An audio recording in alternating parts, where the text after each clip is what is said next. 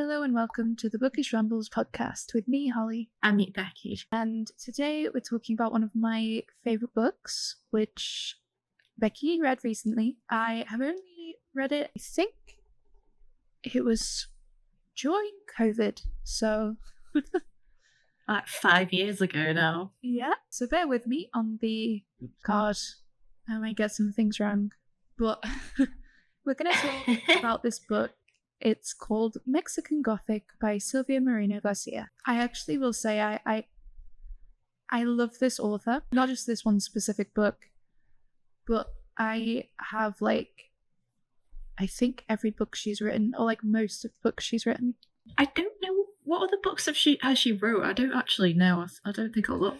Well, she wrote one called Silver Nitrate, which I actually read this year. I did a buddy read with a friend. It was, hang on, let me check what I gave it, because I think I didn't like it quite as much.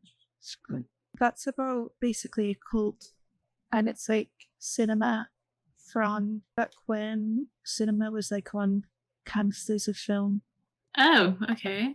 I gave that 3.75 stars. Oh, so definitely not as much as, what did you give this one? That was a 5. Yeah, see, I gave it a 3. So she had so much luck on Ace. Yeah. So okay. So maybe I should check out, because I did like the writing style. I think the writing style was nice and easy to read. But it was that nice mix of not too literary, but also you can tell that it's sophisticated in the way that it, I don't know, she reads as a very, she's got her voice set. Which is a good thing. What's interesting is, it's been a week since I read it, so it's quite fresh still for me. Yeah. And I think, yeah, there was a lot of in the beginning, obviously with the foreshadowing, because it kept referencing the mold on the walls, and I kept thinking, the amount of times she's mentioned there's mold on the walls, I was like, I kind of get the point now. After the 5th mention, I was like, there's definitely something going on with mold, or else it wouldn't have mentioned it so many times, because it's all she keeps talking about every time she looks at her room. Yeah. And especially when she reaches out and touch it, which you're not supposed to do, never touch mold, but obviously she touched it. Yeah, never touch mold, ever, or else you will be very poorly, or especially black molds, it can kill you, can't it? Yeah, I mean, I guess you could clean it off, but obviously she doesn't. It's not her house. Yeah, I think she was definitely an interesting character. She felt like she didn't play by anybody's rule. I guess not disrespectful, but I'm not going to take shit off these people that are being racist towards me, which I liked. Yeah, because the book, for anyone who hasn't read it, obviously, as always, this is spoiler heavy, but the book is written by a Mexican woman, and it's about a Mexican woman in, I think, the 50s or the 60s or something. 50s, yeah. Who goes to visit her cousin? Yes, the cousin, yeah. A wealthy white family. So yeah, it's definitely race and class is a huge part of it, and her character, I will say I like that about all of her characters. I think most of her books are set in Mexico, or they're set in America, Latin America. She had one that was called Velvet Was the Night, which is a noir story about guerrilla rebellion stuff happening, stuff like that. And I think it's nice to see, especially from an actual, somebody who lived. I don't know. She's Mexican Canadian, but she apparently was born in Mexico. So someone who knows that culture, and writing about it in the past as well, when obviously things were racially more tense.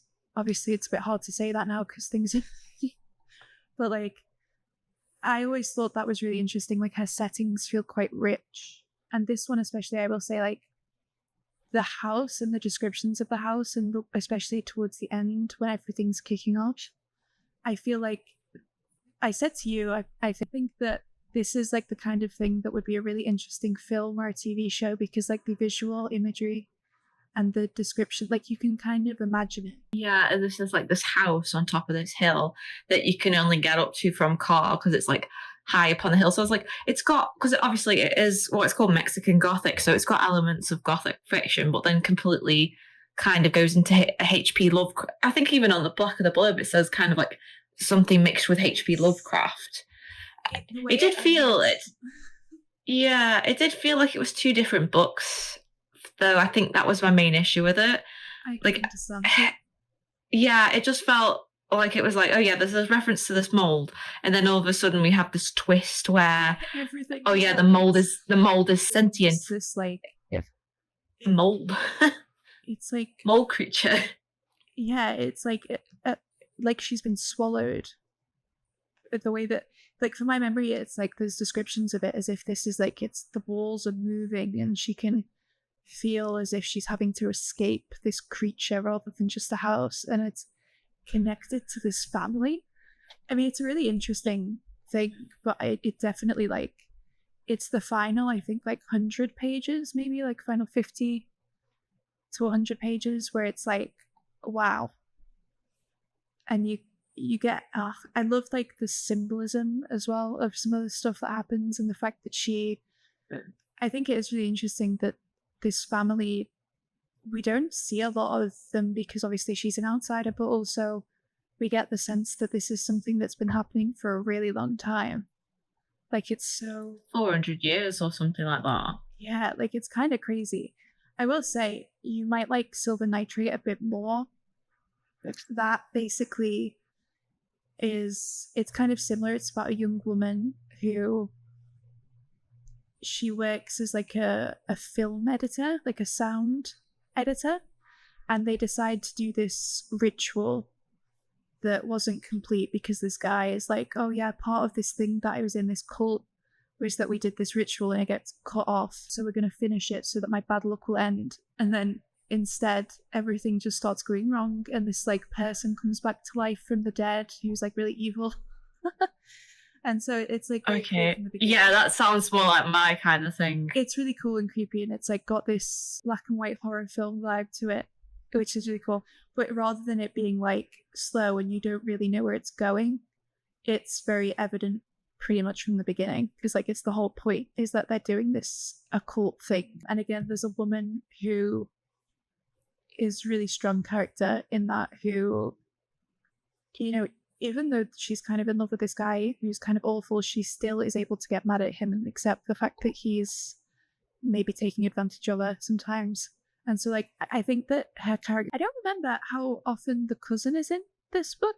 She's not in it very often. I'd say probably roughly about 12 chapters maybe. At first we think she's kind of gone crazy because she's like trying to tell her cousin stuff, but they keep putting her under the influence of drugs and things like that. So yeah, she's trying to escape, but she isn't in it a lot. I'd say most of the book is, I apologize if I pronounce this wrong, it's like the son, the nephew, Francis. No, I don't. Oh yeah, no. Is it Noemi? Noemi, and Francis. How would you pronounce that? Is it a Mexican name? Noemi. Oh, it's like Naomi. So it's a different version of Naomi. So it's Naomi. Fair enough. So she. Okay, it's a pretty name. She basically, the whole mold discussion, I think it's really interesting because obviously, I don't know the name of the guy. Is it Howard? Is he the one, the older one, like the grandfather? Howard. Because this Florence is the woman. Guy or whatever. Yeah, that was all I can remember is the scene where they drag her in and he spits something in her mouth, and I was like, this is disgusting. Because he's like been taken over by it, hasn't he? He's like been. Well, yeah. He says he's learned to live with it. So he controls the mold, but Virgil wants to control the mold. So it's basically like, I suppose you could say it's like the white supremacy. They want to control the Mexican population. Because you remember the mine. Virgil wants to reopen the mining business. Yeah, it's Howard. Yeah. The mine is a huge thing, I think, because it is really like, it's not super overt necessarily, but the more that you meet these characters, the more that you can like understand this history. Yes. Because I think as well, like a lot of people, well, I say this, I'm not from the Americas, so I don't know there, but I think that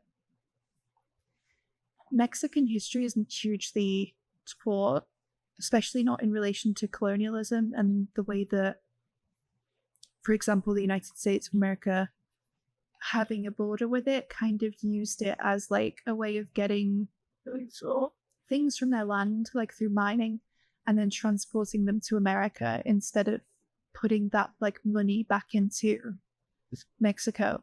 And like even now, like obviously it's a meme where it's like, if you're in Mexico, you use a yellow filter because America is seen as this like very advanced citizen sort of area, whereas Mexico even now has a lot of people who, as seen with the president currently, they're seen as like, it's like the old thing of like savages, where it's like, just because somebody has a different way of living than you, and just because somebody isn't as wealthy as you think that they are less civilized. As someone who has actually been to Mexico, I have had such more of a warm welcome than I'd ever had in the US. I will say that. I loved Mexico. I won't go back. I loved it there. It was so nice. I only went for a week, but I would definitely go back. It's such a nice place to visit it. Yeah, like I've heard really good things about it, and I think that especially when you consider that people from Mexico are less likely to be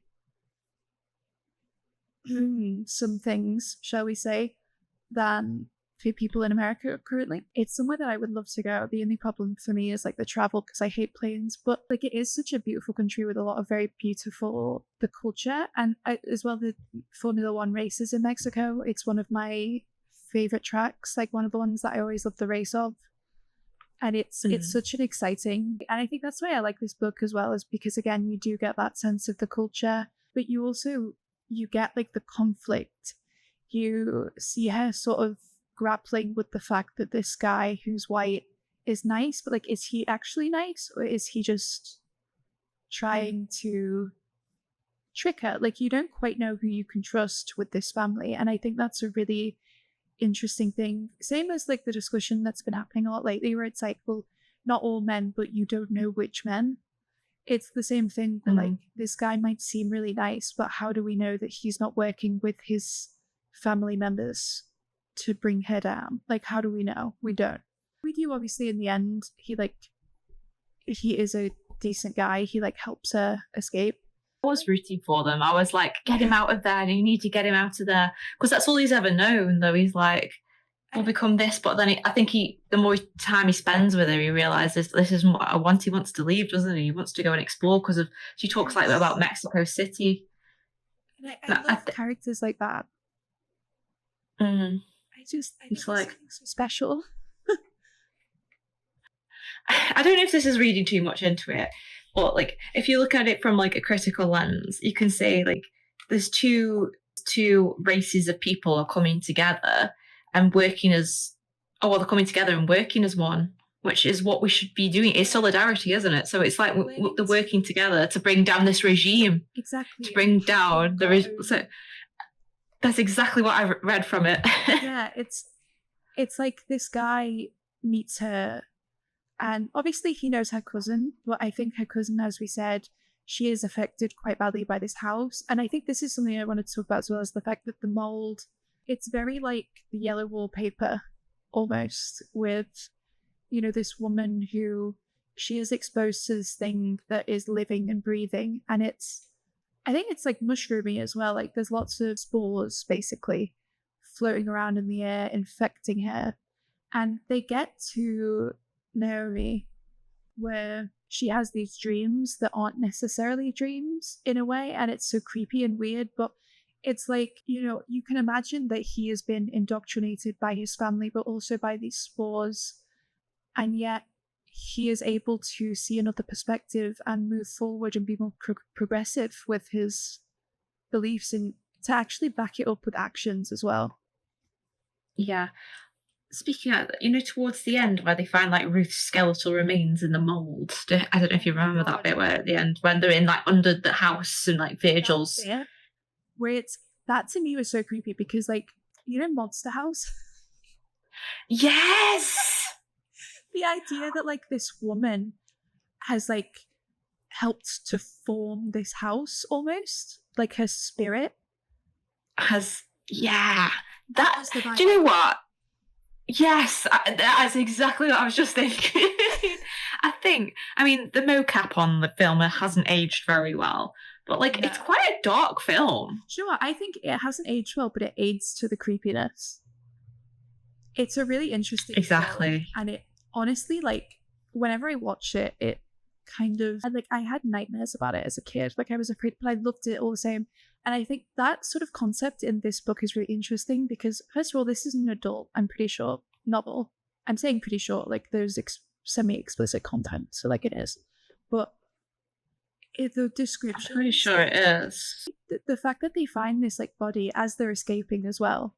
I never know how to pronounce this, but the Ouroboros, or how do you the I know what you mean. The snake. Ouroboros. Okay, yeah.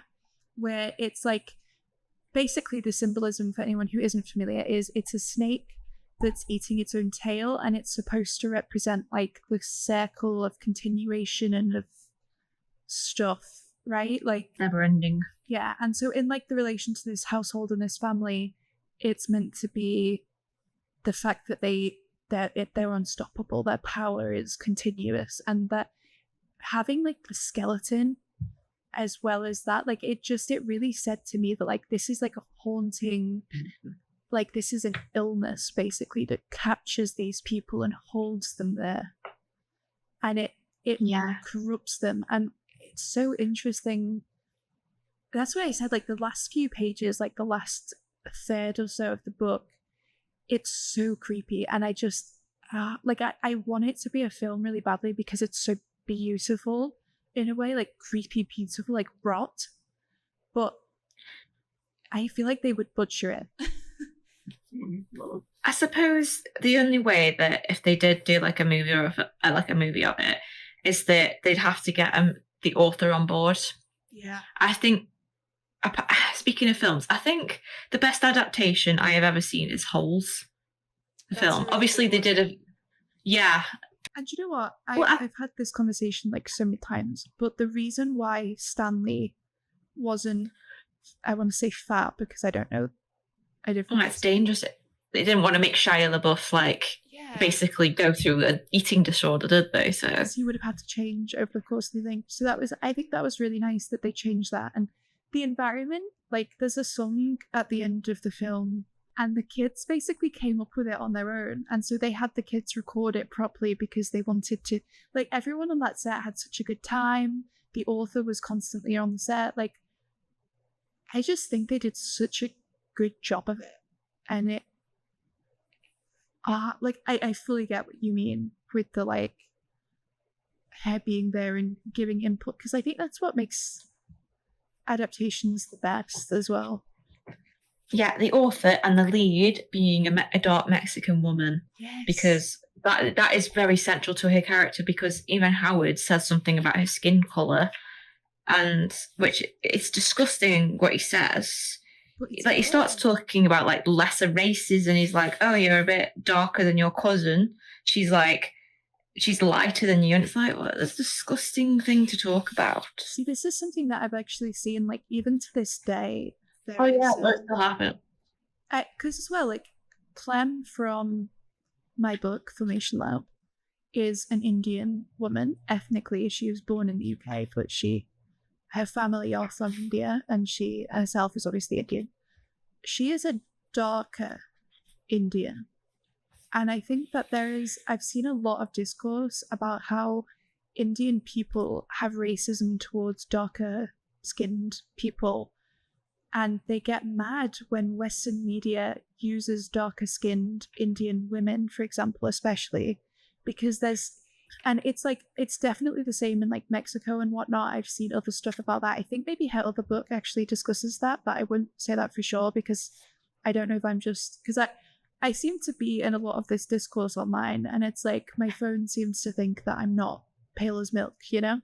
But I've seen so much discourse about how there will be people who they internalize racism, and so towards people of their own race. And I guess the same thing is true in like Asia as well, obviously in Japan and like Korea and whatnot. A lot of people like to be as pale as they can. It's this very like old thing, and it comes obviously from white people most of the time. But I think it's just like, it's really unfortunate, but it is very real, and it's interesting to see it.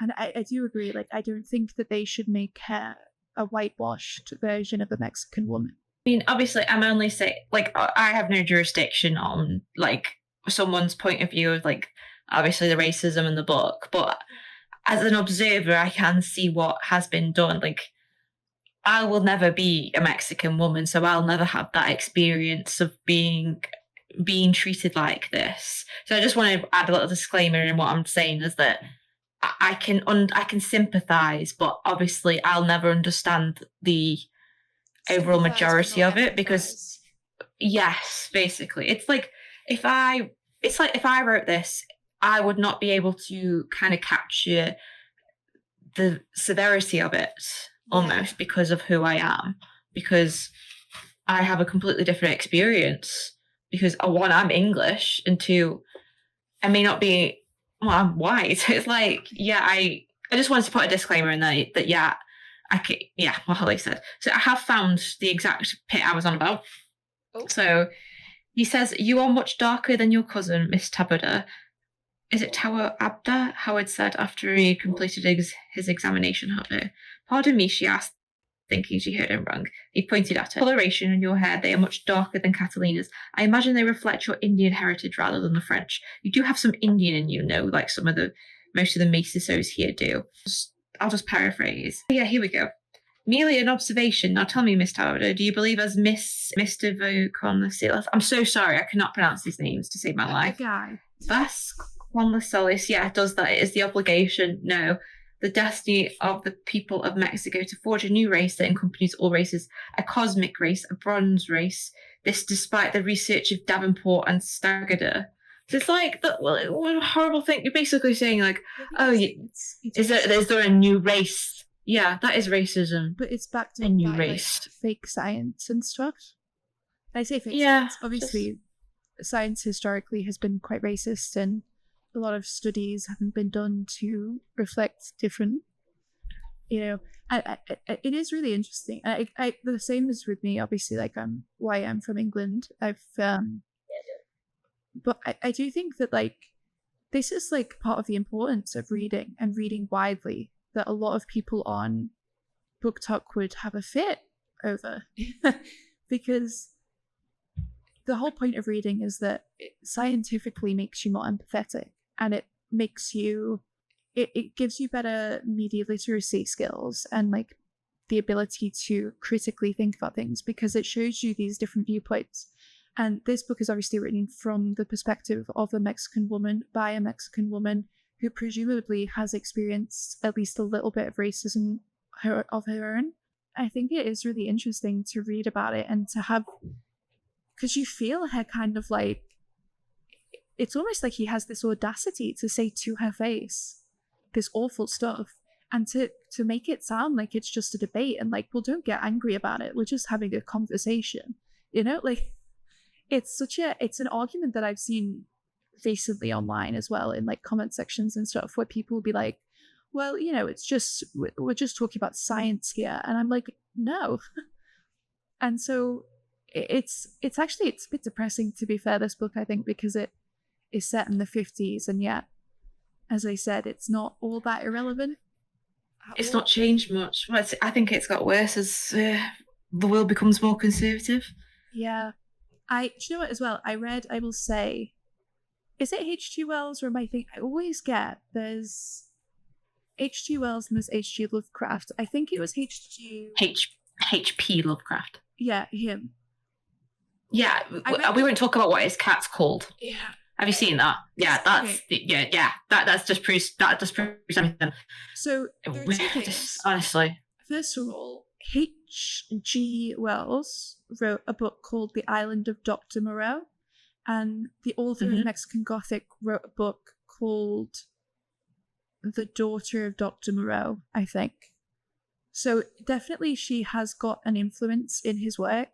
But there is a book called The Time Machine. It's very, very famous. It's very short. I listened to the audiobook, and the whole time that I was reading it, I was like, oh my God, these descriptions of these people.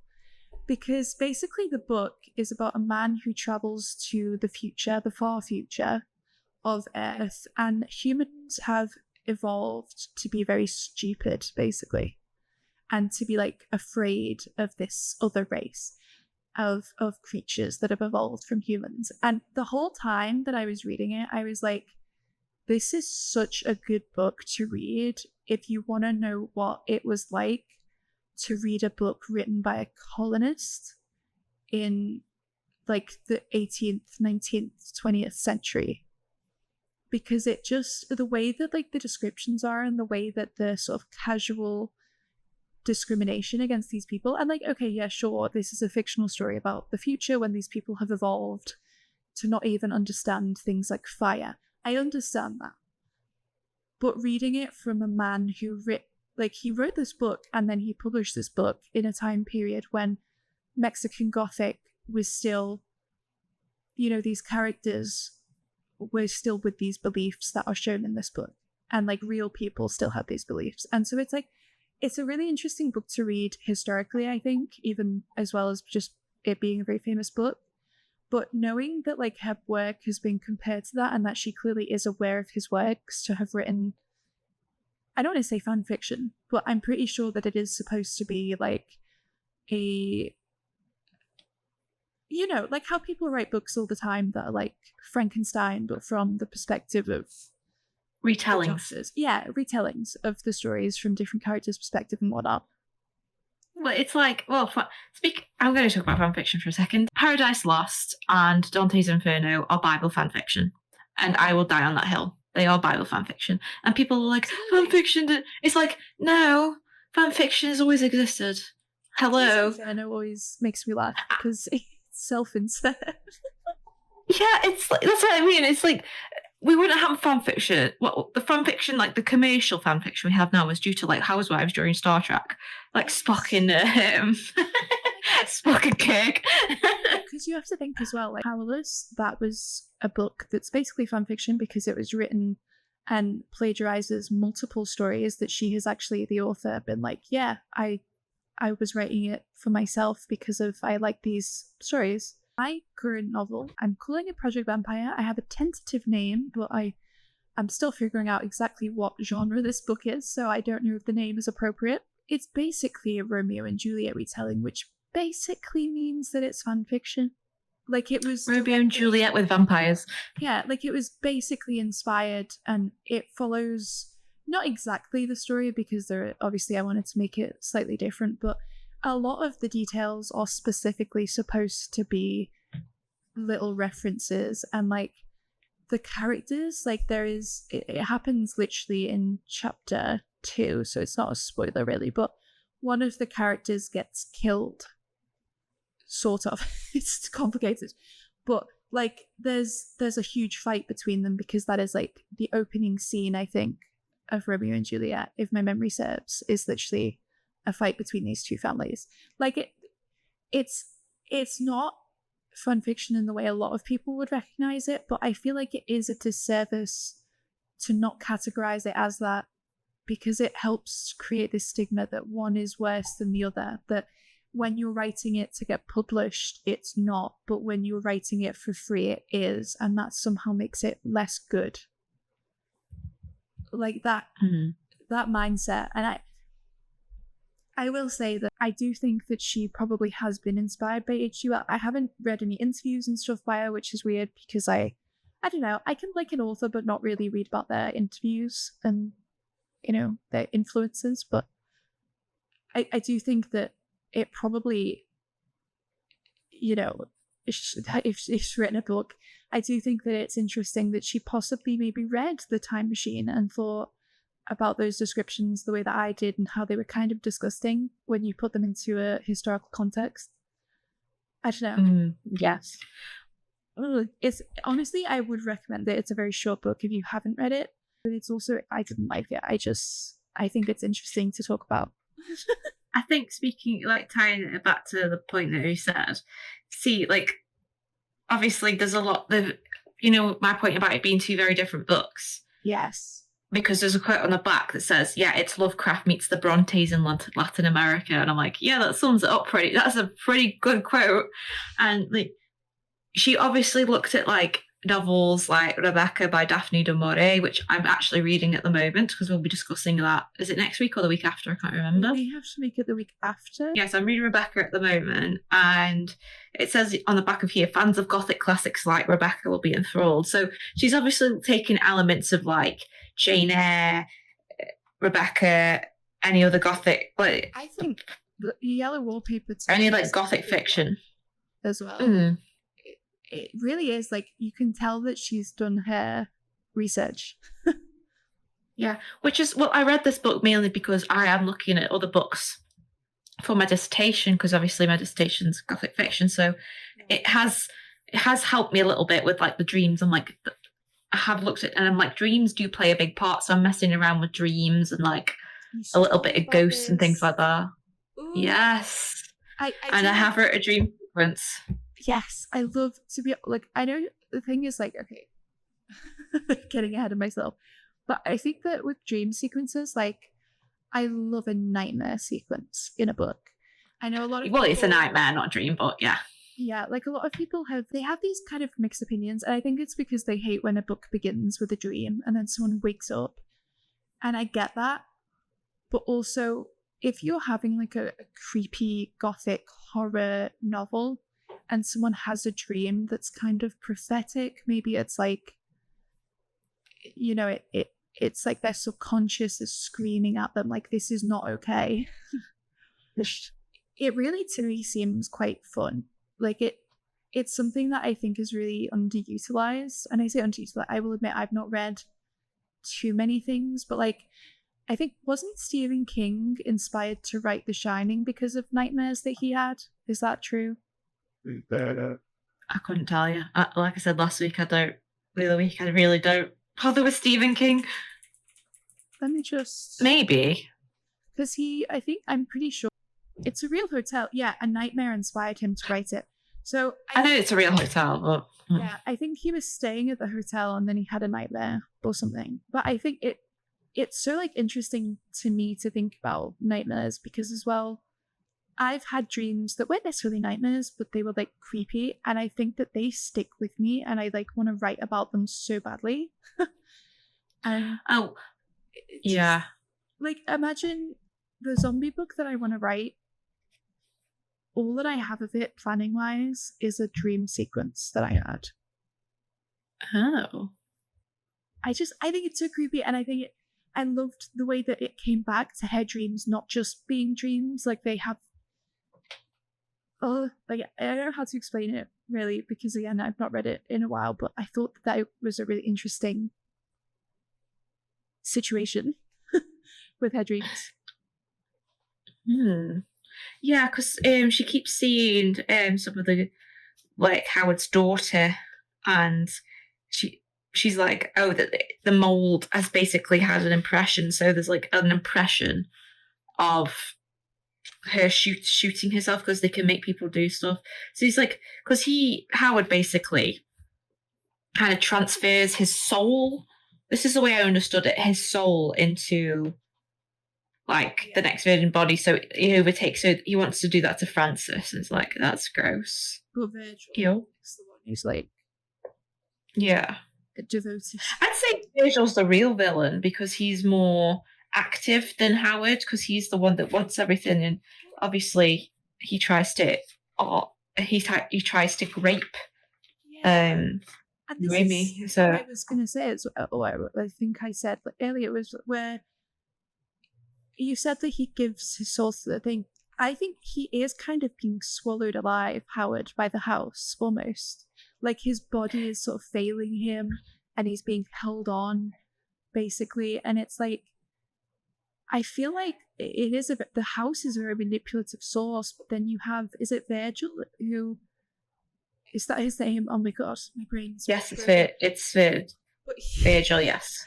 He basically is like trying to manipulate the house rather than the other way around. Like he wants this power, he wants to do stuff with it, and he's trying to egg the family deeper into it, almost. It is very like, Howard is awful, but it does seem like when she meets him in his bedroom and he's like lying down, it's like he's on his deathbed and he's being destroyed, basically. Let me see if I can get a quote, actually. I'll get some quotes up and see if there's any like really creepy ones that stand out.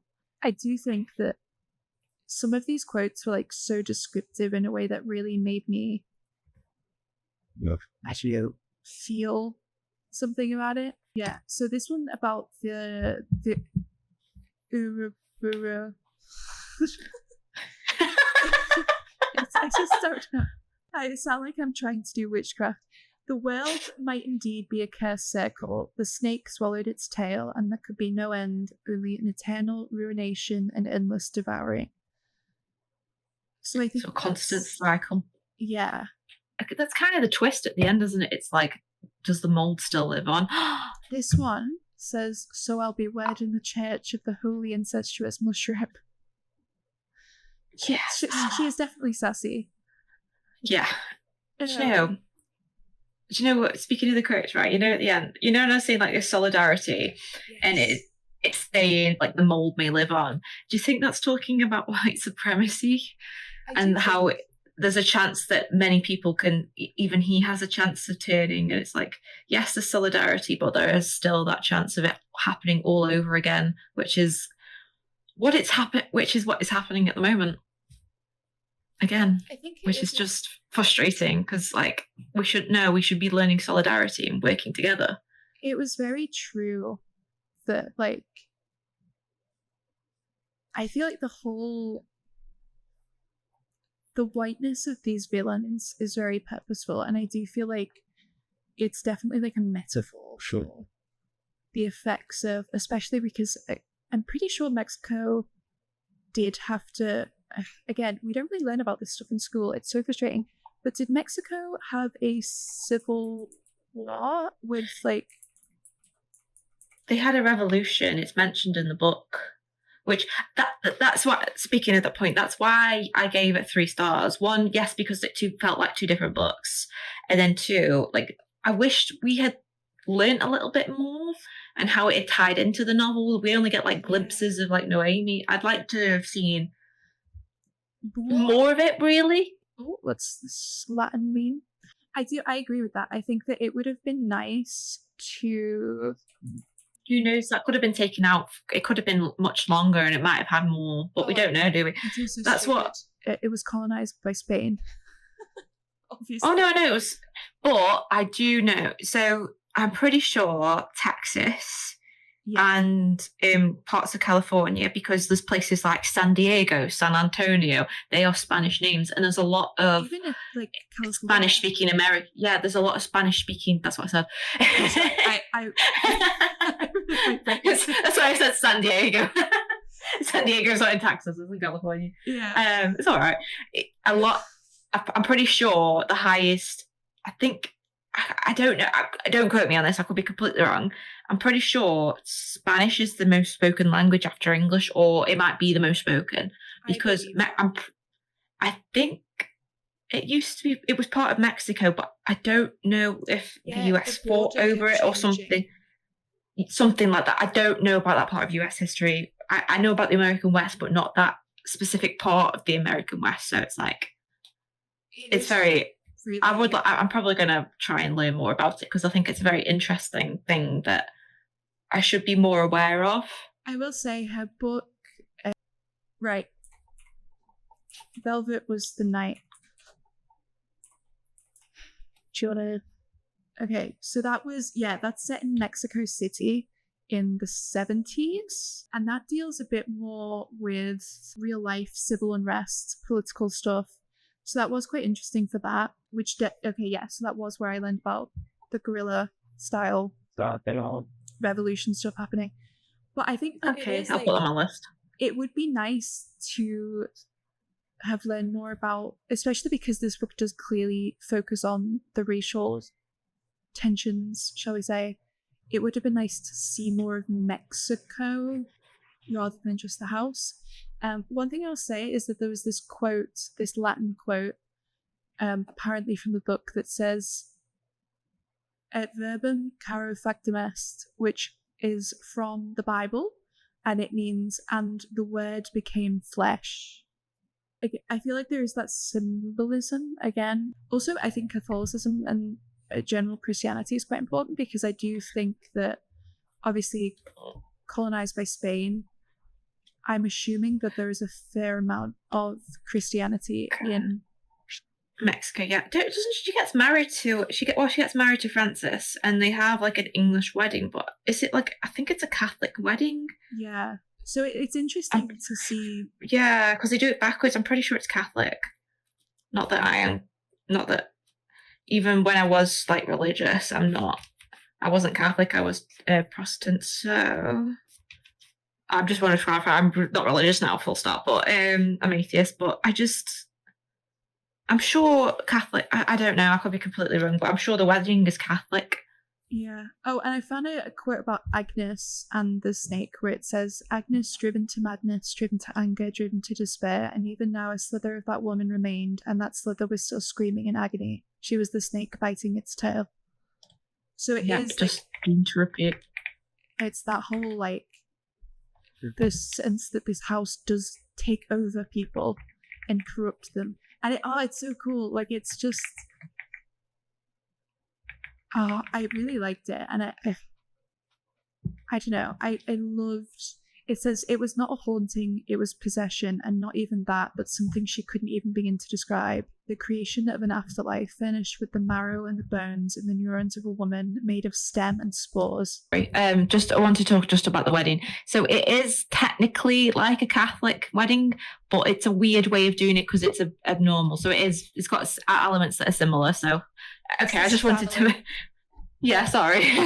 She learned rebellion while muttering the rosary. So she is definitely religious as well. Oh. And I found that kind of interesting as well, because she clearly has this relationship with religion. You know, she's able to quote the Bible. And I feel like it's really interesting, just the concept that, like, she goes to this place where everything is sort of darkening around her, and she's having to... Oh my god, so dark meat, she thought, nothing but meat. She was the equivalent of a cut of beef inspected by the butcher and wrapped up in waxed paper, an exotic little something to stir the loins and the mouth water. So that's presumably about herself and about how she has darker skin.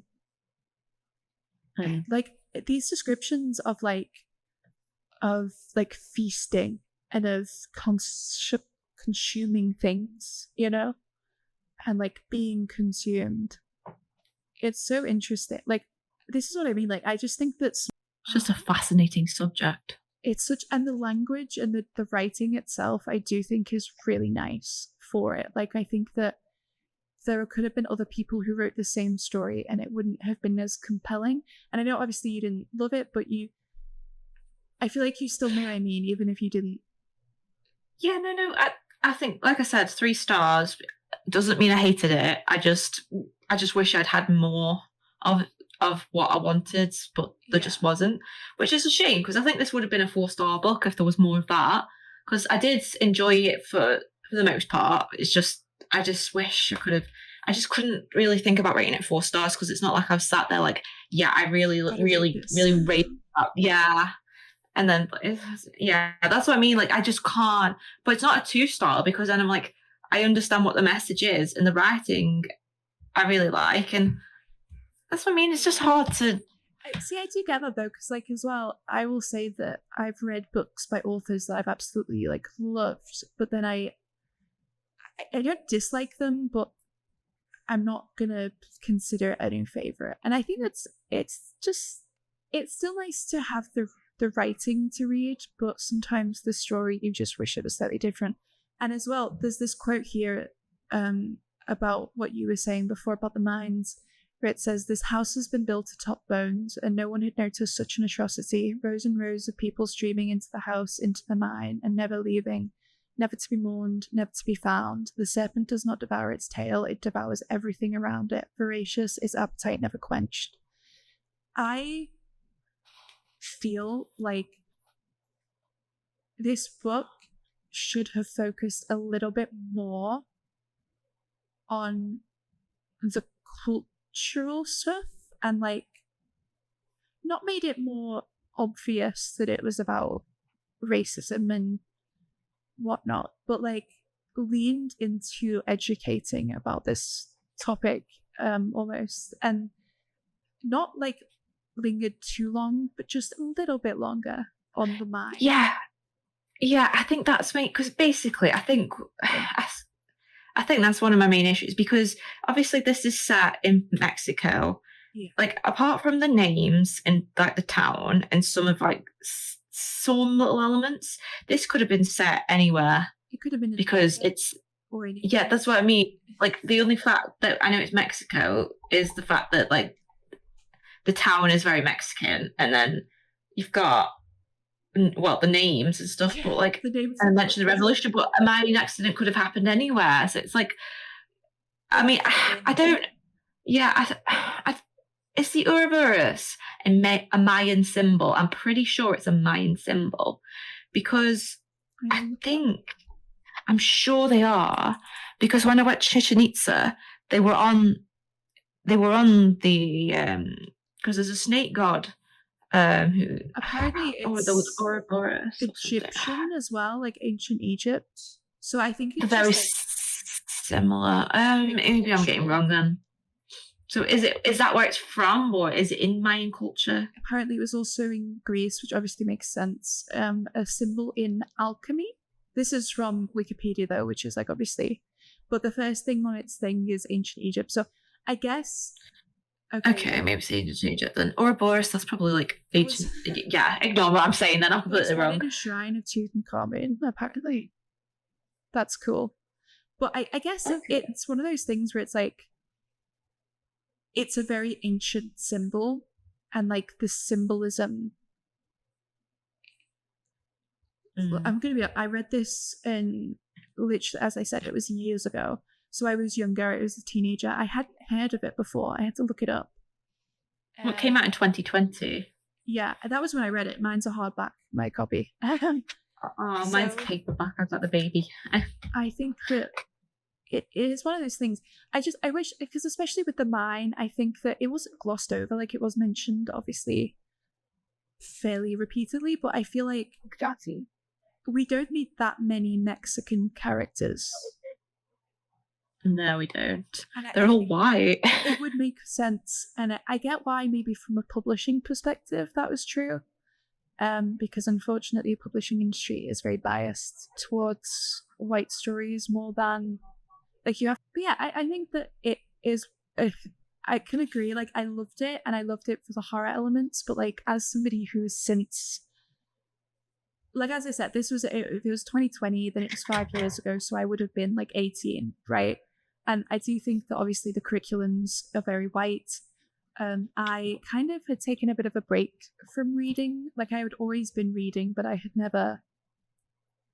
wasn't reading 50 books in a year like I do now. So it was one of the first books that I had read that really discussed this alternate culture to my own. And I think it is a shame that we didn't get more, you know? And I think that her other books do dive a little bit deeper. They're definitely more Mexican and whatnot. And they do discuss, again, the sort of racism and basically in the silver nitrate one, there's like Nazi references and stuff. So I do think that she, since this book, has started to push more in that direction, perhaps. I haven't read any of her earlier works yet, but I liked it, and I think that it's a very interesting book, so... I think it is. Yeah, I think it is. I think I definitely will check out more books from her because I think she's got a lot to say, and I think I will enjoy. I like her. I enjoyed her writing style. Like, I think this took me about 3 days to read, so I will read more. Especially as she has got those elements that I do really like. Yeah. Like, I wasn't sat there and going, "This is a bit weird," but I'm like, I just wish I had more stuff in it. That's that because it's not a long book. It is literally in the paperback version. It's not even that. It's like 301 pages. It's not a big book. No. At all. Yeah. So I'm going to definitely check out more books from her when I finish Rebecca. But yeah, I think obviously from our conversation, I think it's interesting when we agree but we give something different. Yeah, it was opinions, isn't it? Yeah, to be fair, I haven't read it in a while. But yeah, I do think it's fun. And if anyone hasn't read it yet, we honestly didn't spoil as much as I thought we would have. Like, we discussed a lot more symbolic and historical stuff than the actual plot, so. Yeah, well, I mean, talking about the mole, but that's mainly the twist, but yes. Feel free to go read it. It's, I think, very worth reading, even if you don't end up loving it, because it is so interesting, like the concept. Yes. I think next week it's a writing week. Don't know what we're going to talk about yet. We'll figure it out. We can get there when we get there. But yeah, thank you for getting this far. We'll see you next week with a writing version. Yeah. Goodbye. Goodbye.